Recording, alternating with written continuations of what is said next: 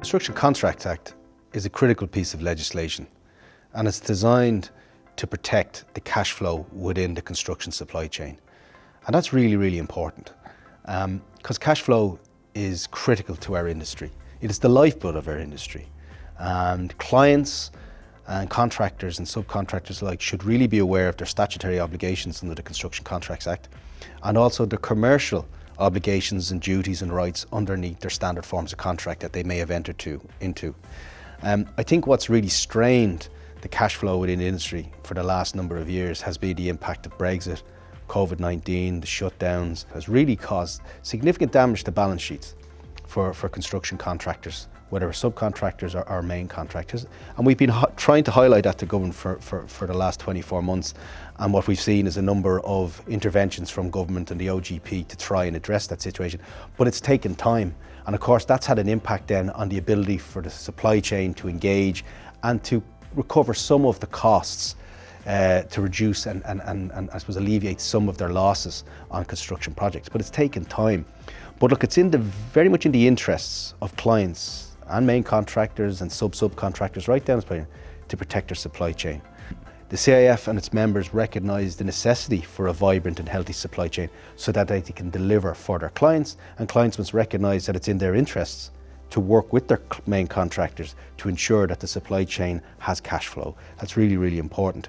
And I think, as I said, when you look at the Construction Contracts Act, it has very strict, detailed criteria and processes that contractors and subcontractors need to use to get paid under it.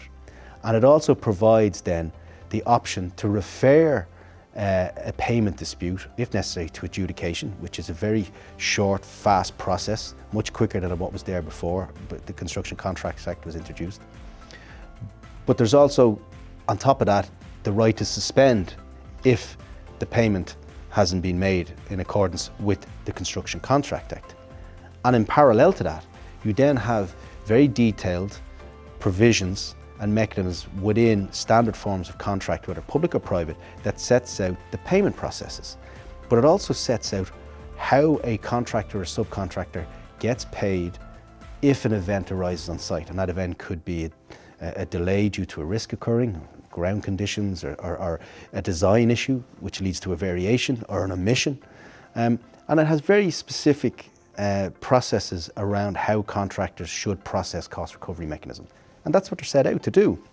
So what we're always trying to say to our members is that be aware of the commercial obligations you have under your standard form of contracts, but also be aware of the Construction Contracts Act. And the CIF has developed a video to outline how to use the Construction Contracts Act, but also a guide to using it as well, which is available on our website. And that forms part of the Construction Resource Hub that we've developed to help our members. And fundamentally what we try to do with our members is to keep them out of dispute, is to ensure that they understand the importance of communication with their clients, with their supply chains, of engagement, of working with them, to ensure that problems are addressed as soon as possible and to avoid dispute.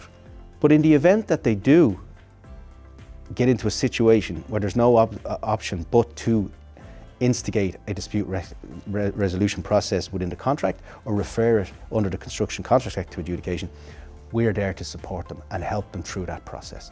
So yes, the Construction Contracts Act is critical, and it's there to prohibit paid when paid provisions within commercial contracts. So we're fully supportive of it, and it's there to help the industry.